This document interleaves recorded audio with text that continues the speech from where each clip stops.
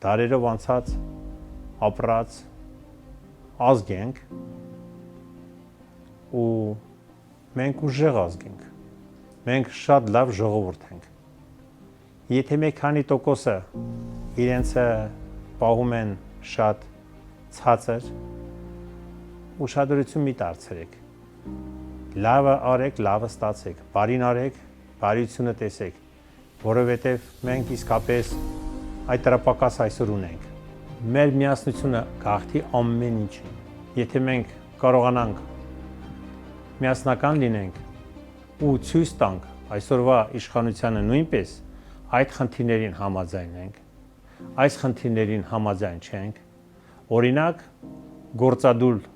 որ գնում են, անում են Եվրոպայի տարբեր քաղաքներում,